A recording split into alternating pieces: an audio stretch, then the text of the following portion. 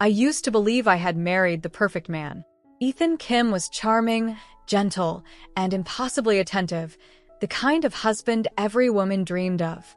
He remembered small details, brought flowers for no reason, and made breakfast on Sunday mornings. Our apartment in Seattle felt like a warm sanctuary where nothing bad could reach us.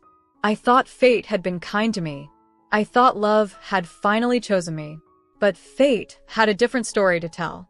For 3 years, our life looked flawless from the outside. Ethan worked at a financial firm, always disciplined, always punctual. I trusted him so deeply that I never questioned anything. Not the late-night calls, not the sudden trips, not his occasional distant stare. I believed he was stressed. I believed he was tired. Marriage teaches you to ignore small cracks, especially when you're afraid of what might spill through them. But around our 4th anniversary, things began to shift. Ethan became quieter, almost haunted, as if he were carrying a weight he couldn't share. He held me at night like someone terrified to lose something precious. He kissed me with urgency instead of tenderness.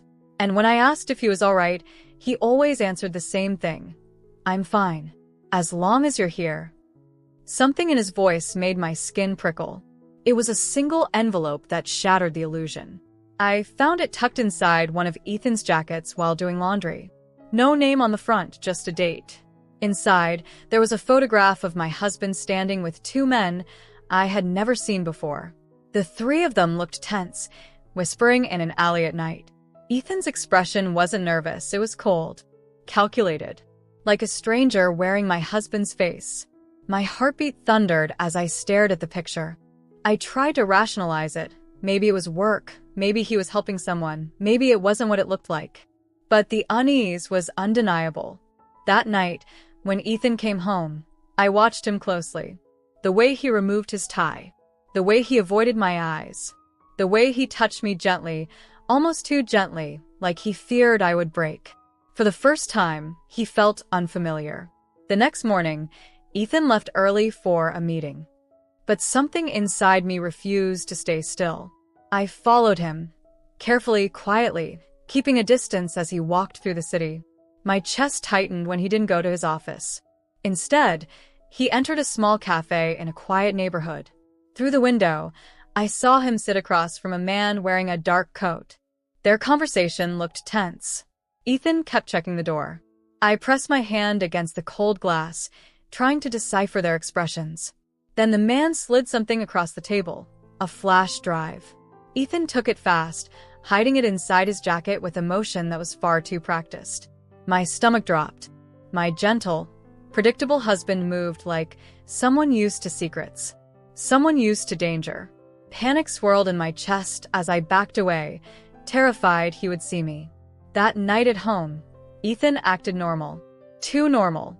He cooked dinner, joked with me, even played our favorite song while washing dishes. But his smile didn't reach his eyes.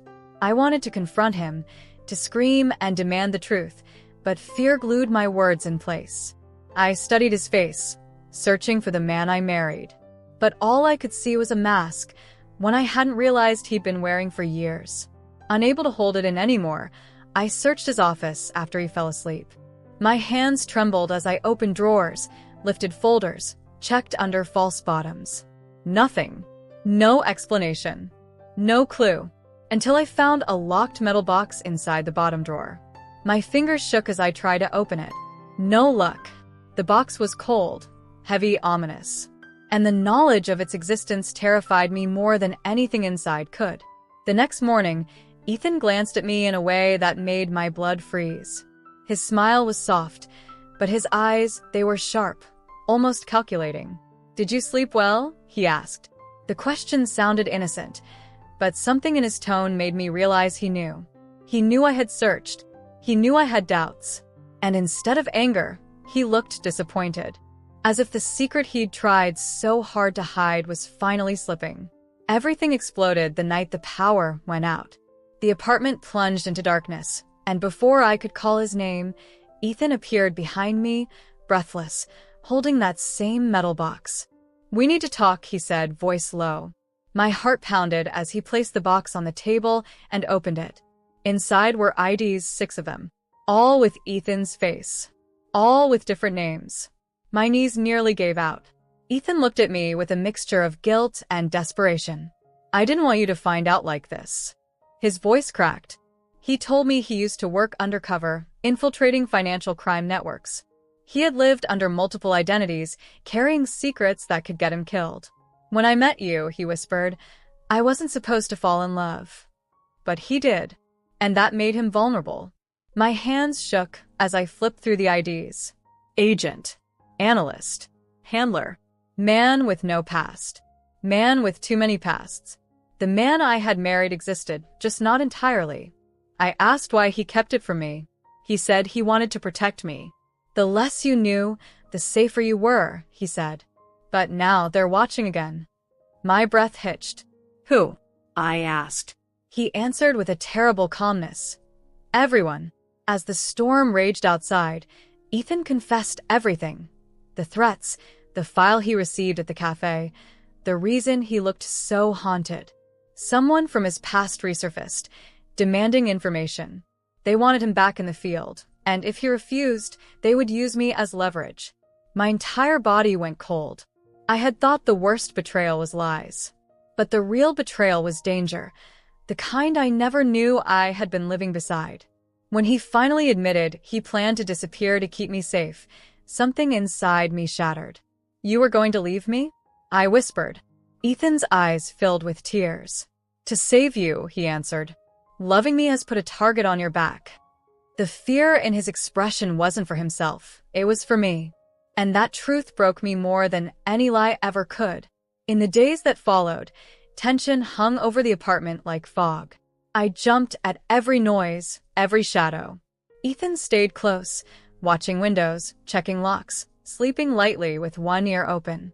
It felt like living inside a thriller I never signed up for. Yet amid the fear, something else bloomed, understanding. The pieces of Ethan began to make sense. His gentleness, his protectiveness, his haunted eyes. One night, I found him packing a small bag. My heart dropped. You're leaving, I whispered. He didn't deny it. He said he had arranged a safe house for me, somewhere I could start fresh.